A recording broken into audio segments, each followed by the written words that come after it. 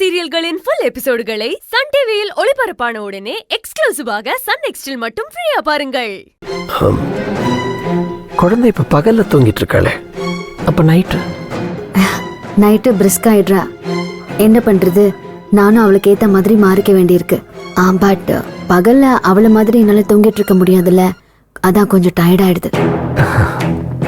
கவலைப்படாதீங்க, இது எல்லாமே சீக்கிரம் மாறிடும். Maybe in a few weeks of time. நீங்க சீதாமாவை நான் சொன்னதை வச்சு தப்பா நினைக்க வேண்டாம். இதெல்லாம் புது எக்ஸ்பீரியன்ஸா, அதான் கொஞ்சம் டென்ஷன் ஆயிடுது. Yes, I can understand. கோபம் கூட இப்போ உங்களுக்கு கொஞ்சம் அதிகமாக வருதோ? ஆமா டாக்டர், சில நேரம் ரொம்ப கத்துறேன். எல்லாரும் செய்யறதும் தப்பா தெரியுது, என் குழந்தை மட்டும் உலகமா தெரியுது. ஏன் தெரியல, சீதாமா மேல கூட எனக்கு இப்பெல்லாம் ரொம்ப கோபம் வருது. அதுவும் இல்லை, இப்போ உங்களுக்கு தூக்கம் நிறைய டிஸ்டர்ப் ஆகுது இல்லையா? இந்த ஸ்லீப்லெஸ்னஸ் உங்க சோர்வை இன்னும் அதிகப்படுத்துது, அதுதான் கோபமும் வெளிப்படுது. ஆதி சொன்னானா, என்கிட்ட சொல்ல சொன்னானா? அவன் எதுவும் சொல்லல, நானா தான் கேட்கிறேன். ஹாஸ்பிட்டல்ல தினமும் எவ்வளோ பேஷண்ட்ஸை பார்க்குறேன். டெலிவரிக்கு பிறகு ஒரு பெண்ணுடைய வாழ்க்கை ஒரே நாள்ல தலைகீழ மாறிடும். பிரசவத்தினால ஏற்படுற சோர்வு, குழந்தைக்கு ஃபீட் பண்றதுல ஏற்படுற குழப்பம், குழந்தைக்கு நம்ம ஒழுங்கா ஃபீட் பண்றோமா, குழந்தை தேவையான அளவுக்கு ஃபீடிங் எடுத்துக்குதா அப்படிங்கிற கன்ஃபியூஷன், சுத்தி இருக்கிறவங்க எல்லாருடைய அட்டென்ஷனும் குழந்தை மேல போயிடுறதுனால தாயுடைய மனசுல ஏற்படுற எம்டினஸ், இதெல்லாம் சேர்ந்துதான் கோபமா வெளிப்படும். இது பிரசவிக்கிற எல்லா தாய்மார்களுக்கும் ஏற்படுற ஒரு விஷயம்தான், ரொம்ப ரொம்ப நார்மலான ஒரு விஷயம். புரியல, நான் அப்படி அவ்வளவு மோசமா பிஹேவ் பண்றேனா? ஐயோ, அப்படிலாம் இல்லை. நீங்க வெளியில பேசினது, இப்ப சீதாமா பத்தி பேசினவன கோவப்பட்டது, இதெல்லாம் வச்சுதான் சொல்றேன். சாரி, அது தூங்கி எந்திரிச்ச உடனே தண்ணி தாகமா இருந்துச்சு, தண்ணி இல்லையா, அதான் கொஞ்சம் டென்ஷன் ஆயிட்டேன். அதுவும் நல்ல. இப்ப நீங்க பேபிக்கு ஃபீட் பண்றீங்க இல்லையா, அதனால உங்க உடம்புல வாட்டர் கண்டென்ட் குறையும். அதனால அடிக்கடி நீங்க நிறைய ஃப்ளூயிட்ஸ் எடுக்க வேண்டியிருக்கும். தயவு செஞ்சு நீங்க இதுக்கு கில்ட்டியாலாம் ஃபீல் பண்ணாதீங்க. போஸ்ட் டெலிவரி பீரியட்ல இது ரொம்ப சகஜமான ஒண்ணு. இதை போஸ்ட்மார்ட்டம் டிப்ரெஷன் நாங்க மெடிக்கல் டேர்ம்ல சொல்லுவோம். பொதுவாகவே பெண்களுடைய உடலை பத்தி யாரும் பேசுறது கிடையாது, ஏன்னா அதை பத்தி பேசுறது நம்ம சொசைட்டில ஒரு டேபுவாவே வச்சிருக்கோம். ஒரு பெண்ணுடைய உடல்ல அவளுடைய வாழ்க்கையில பல மாற்றங்கள் ஏற்படுது. ஒரு பெண் பிறந்து வளர்ந்து ஏஜ் அட்டன் பண்ற வரைக்கும் ஒரு ஸ்டேஜ், அதுக்கப்புறம் கல்யாணமாகி கர்ப்பிணி ஆற வரைக்கும் ஒரு ஸ்டேஜ், அதுக்கப்புறம் டெலிவரி. இப்படி ஒவ்வொரு ஸ்டேஜுமே வலி நிறைஞ்ச சைக்கிள் தான். அதுலயும் இந்த பிரசவத்துக்கு அப்புறம் வர்ற ஸ்டேஜ் இருக்கு பாருங்க, அது கொஞ்சம் அதிக ஸ்ட்ரெஸ் இருக்கிற ஒரு ஸ்டேஜ்.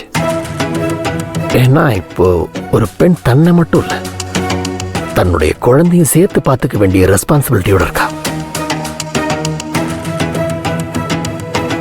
பிரசவத்துக்கு அப்புறம் லேடிஸுடைய உடம்புல நிறைய சேஞ்சஸ் ஏற்படும். சூச்சர்ஸ் போட்டதுனால ஏற்பட்ட வலி ஒரு பக்கம் இருக்கும்.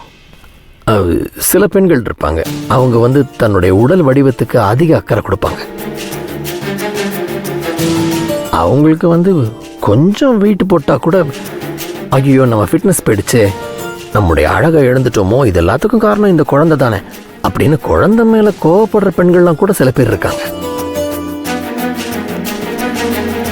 குழந்தை பெத்துக்கிறது வளர்க்கறது ஒன்றும் வியாதி கிடையாது. Pregnancy is not a disease. போஸ்ட்மார்ட்டமும் அப்படிதான். இதெல்லாம் இயற்கையாவே நடக்கிற ஒரு விஷயம் அப்படிங்கறத புரிஞ்சுக்கிட்டு கடந்து போனாலே போதும், ப்ராப்ளம் சால்வ். ஆனா அதுக்கு கொஞ்சம் மென்டல் மெச்சூரிட்டி தேவை. அந்த மெச்சூரிட்டி வர்றதுக்கு ஒவ்வொரு பெண்ணுக்கும் ஒவ்வொரு காலகட்டம் எடுக்கும். இப்ப புரியுது டாக்டர். இன்னொரு முக்கியமான ஆஸ்பெக்ட் குழந்தையுடைய சேஃப்டி.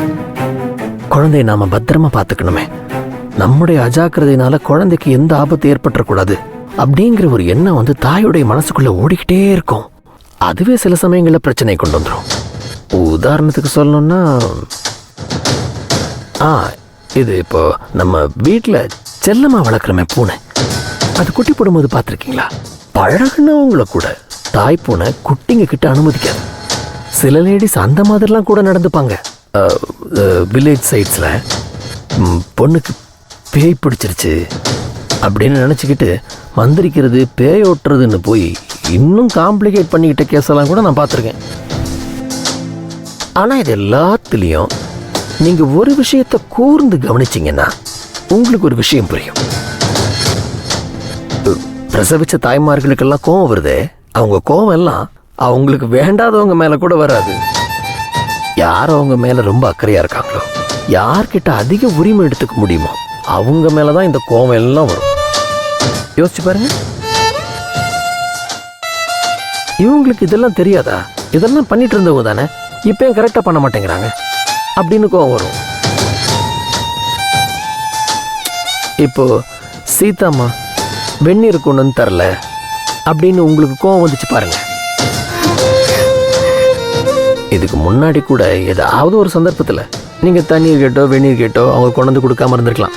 ஆனா அப்ப அது உங்களுக்கு இவ்வளவு பெருசா தெரிஞ்சிருக்காது. இப்போ உங்களுக்கு இது பெருசா தெரியுது. நான் என்ன சொல்றேன்னு புரியுதா? இந்த வீட்டில் நீங்க யார் மேல எல்லாம் அதிகமா அக்கறை எடுத்துட்டு இருக்கிறீங்க அப்படிங்கறத என்னால இப்போ ஓரளவுக்கு ஆர்டரா சொல்ல முடியும். ஆதி, சீதாம்மா, இவங்க மேலெல்லாம் நீங்க ரொம்ப அதிகமா கோவப்படுறீங்க. அப்படின்னா என்ன அர்த்தம்? நான் என்ன சொல்ல வரேங்கிறது உங்களுக்கு புரியுதா?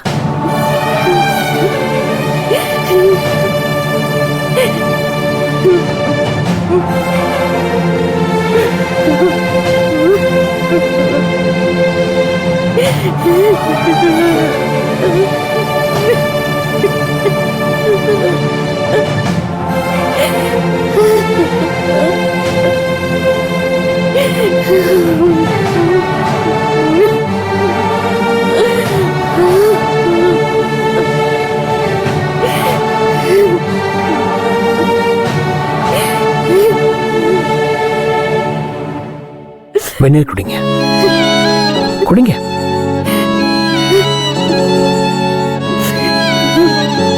நிதானமா குடிங்க.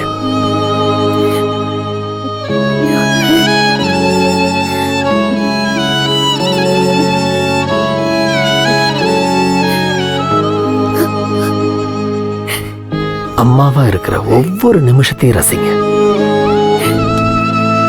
புரியுது டாக்டர், ஆனா நான் வேணும்னு இதெல்லாம் பண்ணல. அவங்க என்ன ரொம்ப நல்லாவே பாத்துக்கிறாங்க. ஆனா நான் உங்க தப்பு இதுல எதுவுமே இல்ல.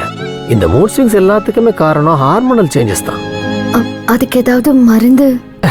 இல்ல இல்ல, இதுக்கு எந்த மருந்தும் தேவையில்லை. இது கொஞ்ச நாள்ல தானாவே சரியாயிடும். இப்ப ஒரு விஷயம் உங்களுக்கு புரிஞ்சிருச்சுல்ல? ஆதியும் சீதாம்மாவும் உங்களை தப்பா நினைக்கவே இல்லை. அவங்க ரெண்டு பேரும் உங்களை நல்லா புரிஞ்சு வச்சிருக்கிறாங்க.